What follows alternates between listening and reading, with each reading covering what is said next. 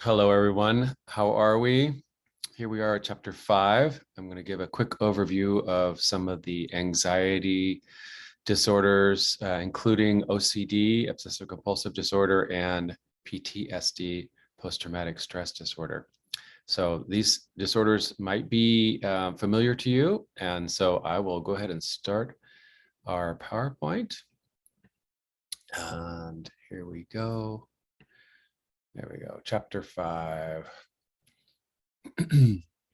So here are the disorders that are in our chapter, and you can see it includes, as I already mentioned, some very common disorders, but also panic disorder, generalized anxiety disorder, also known as GAD, separation anxiety disorder, and a lot of other disorders that we find that have to do with excess anxiety or excess checking, excess compulsive behaviors. So let's see what we have here. Anxiety is closely related to the small little part of our brain called the amygdala. And the amygdala is that part of our brain that when it fires, it is that fight, flight, or freeze response that we have. It is a inborn safety feature of our brain to keep us alive, to warn us that we are in impending danger or impending pain or emotional pain or physical pain. It is in our limbic system, in the kind of the more primitive part of our brain, in the center of our brain. In our anxiety disorders, we find that the amygdala is often hyperactive, very active, and is firing even when we are not necessarily in danger. It is being overused. Oftentimes, our own thoughts can cause this system to start working. Our imagination sometimes will conjure up scenarios that, well, we might, that somehow maybe our significant other is going to betray us. And just like when we're seeing a movie, if we're watching our thoughts like a screen on a movie, we go into that and we start to have that response of, oh no, something is terrible is going to happen. I need to get ready for it. The way we get ready for it is our bodies start to produce more adrenaline, starting up and pumping in adrenaline for we can either run or fight or in some cases freeze. So that's an adrenal cortical system that has that. It also starts to produce some cortisol, which is that stress hormone that builds up and can cause actual physical damage to some of our organs if we have a lot of it. So here's this. I'm going to leave you for that. There's lots of different things that happen. Here are the kind of the somatic or body responses to threat, and the emotional responses to threat, and the cognitive or thought responses to the threat. And there's that behavioral escape or avoidance or freezing or fighting. There's that aggression thing. Post-traumatic stress disorder was first seen in the returning veterans from our original wars way back, even before World War I. Veterans would come back and have something they called shell shock or battle fatigue. And this is where the amygdala was so overused, overactivated, because of so much danger and apprehension of danger in our men and women that are serving, that when they came back, it was hard for them to regulate that part of their brain. And so post-traumatic stress disorder is exactly what the title says, that after a traumatic event, we continue to be stressed. And these symptoms that we have can be like reactivation of our system, re-experiencing of the original trauma, hyper awareness, hyper alertness, and a myriad of things that happen. We're finding more and more, I think, from my personal experience, that we're seeing more and more post-traumatic stress disorder in everyday life, and that fact that we are more now attuned and aware of how a lot of our kind of everyday life experiences can be traumatic to people. So I think that's it. There's the symptoms. One of the probably one of the most disturbing symptoms of PTSD is dissociation, and that's where we sort of leave our body and we are not able to experience life because it has become overwhelming. We could do that. Let's see. Some adjustment disorders. So adjustment disorders are in the back of the DSM, and they are where we're going through kind of a regular stage of life, and we're having trouble adjusting to it. So say you are having, you graduate from college and you're having a hard time finding a job and you're just sort of stuck. You can't get out of that one stage and into the next one. Or maybe a better example is that you have you have a breakup or a divorce and you're having a hard time getting back on your feet after that loss. So adjustment disorder is something that lasts longer than most people would be able to bounce back from, I guess is the best way to put that. And that's a little bit hard to do, but adjustment disorders are real and in this trauma-related area. Let's keep going. Let me go back to this. So some of the traumas that we can see, the big areas are natural disasters, storms, earthquakes and such, man-made disasters, war, traumatic events, car accidents, being robbed at gunpoint, or just being robbed. I guess I don't have to add gunpoint. And of course, sexual assault or sexual harassment can lead us to post-traumatic stress disorders. Let's keep going here.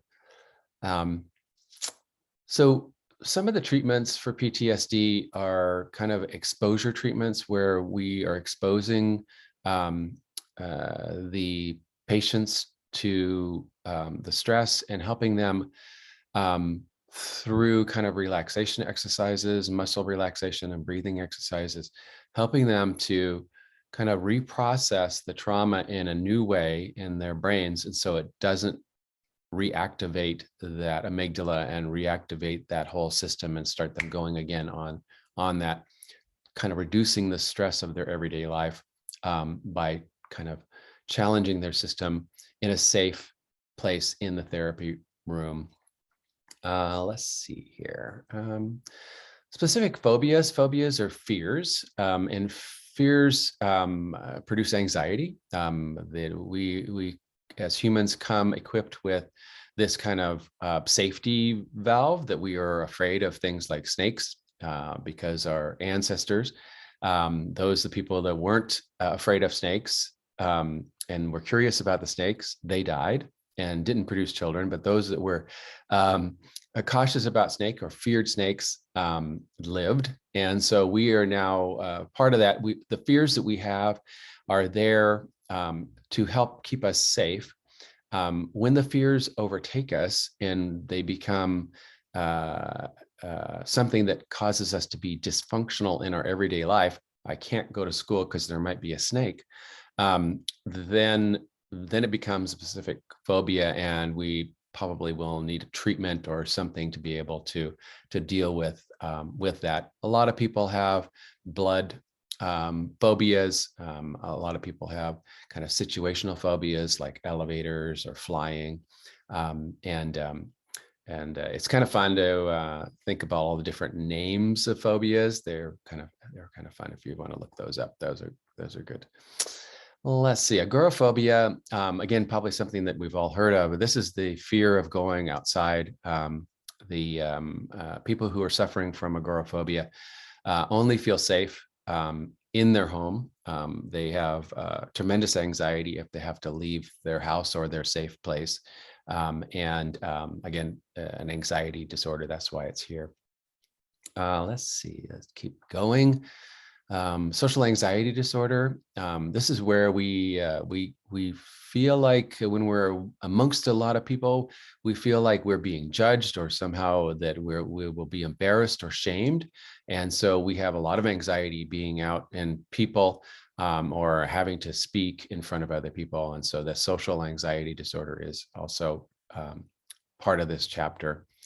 Let's see here. Panic disorder, panic attacks. If you've ever had one, you know it's probably one of the worst experiences that you could ever have. Panic attacks often feel like you're going to die, or you're going to do something crazy to embarrass yourself. Your heart is usually leaping out of your chest. It could be very painful, like you're having a heart attack. It could be very difficult to breathe or swallow. And the world just caves in on you while this is all happening. And it's hard for you to communicate what's happening with you. And it's probably the most extreme anxiety event that a human could go through. They can be unexpected, or they can be situational. I know that I'm going to have a panic attack if I enter an elevator, or I know I'm going to have a panic attack if I get on a plane. Or it could just be just walking along and everything's fine, and all of a sudden then I start to have that panic feelings in my body. Let's keep going here. I think we're having some of the treatments for anxiety. Oftentimes are medications, all of the anti-anxiety medications, the Xanax, the Valiums, the Klonopins, are all going to help. Also, some of the serotonin reuptake inhibitors, the SSRIs, have a calming side effect. So oftentimes your psychiatrist or your family doctor will prescribe an antidepressant, an SSRI, to help with your anxiety. Cognitive behavioral therapy is probably the best. Relaxation and breathing exercises, meditation is taught. The challenging are the thinking around that causes that cascade of anxiety, is what happens in the therapy room through the cognitive therapy part of it. And systematic desensitization is where we are slowly, step by step, exposed to our particular fear, say spiders. We are presented with just talking about spiders with our therapist until we get activated and we start to have a whole lot of anxiety in the therapy room. And then the counselor will help us relax and do breathing exercises and bring us back down to a relaxed state. And then the next session, we look at pictures, we get activated, and then we do our breathing exercises and we get relaxed again.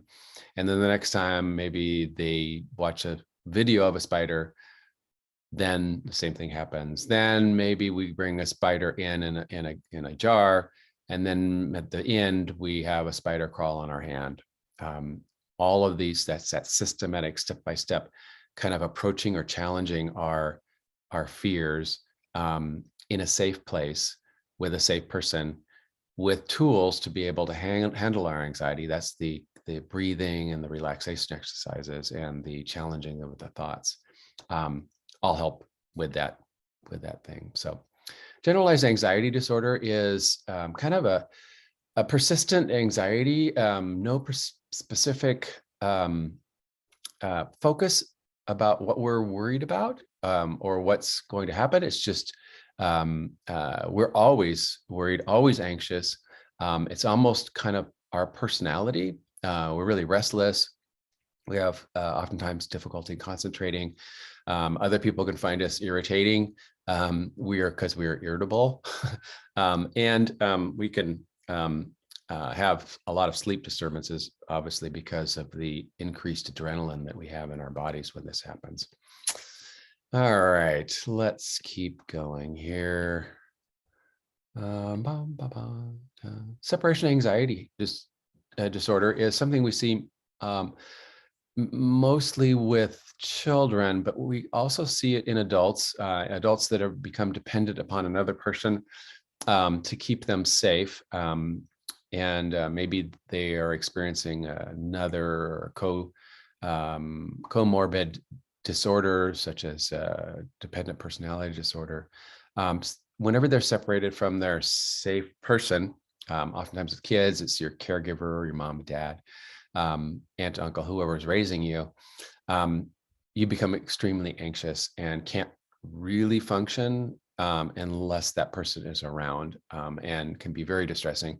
A lot of us had separation anxiety when we first started going to nursery school or kindergarten, and when we first had to leave our parents, or when they dropped us off at the babysitter would be the other one. Let's see here. Obsessive compulsive disorder.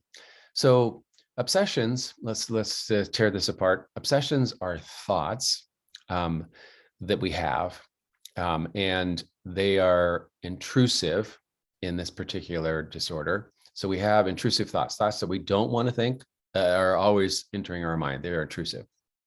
Compulsion is a behavior that we do in order to handle the anxiety that those obsessive thoughts bring to us.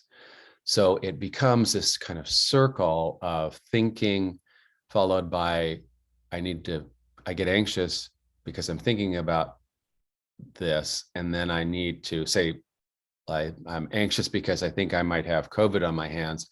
The behavior would then be to go wash my hands. And then I'm handle that anxiety by washing my hands. But then the thoughts come back and I touch something else. And now I have to wash my hands again. And it becomes this cycle of obsessive compulsive thinking, behaving in this way over and over again. And it becomes a disorder when those thoughts and behaviors make it harder and harder for us to do the things we need to do, like go to school or work or have a relationship. So we have this kind of stuff. A lot of different other ones that are in our chapter. Hair pulling disorder, skin picking disorder are in this chapter. There's some of the biological or brain ideas or theories behind OCD that are in our book. I'll leave that for you to do it. Treatments are usually antidepressants that enhance the serotonin, help us. The serotonin is the one that neurotransmitter that helps us feel okay about life and actually good, and helps us to be more adventuresome, more risk-taking, and you can see how that would be helpful in this particular thing. Anxiety disorder also can be treated with benzodiazepines or all those ones that are kind of slowing everything down in our system. Older adults can become anxious as we grow older, as we approach death, as we lose our particular place in the family, particular place in our work. More and more as seniors, anxiety becomes something that needs to be handled, and oftentimes with medication. And we are done with that. Let me stop our share here. Hi, everyone. So that's the end of chapter 5. I know that was real quick, but like I said, I want to keeping these little lectures as quick as possible. Thank you for watching, and I will see you in the next video. Bye for now.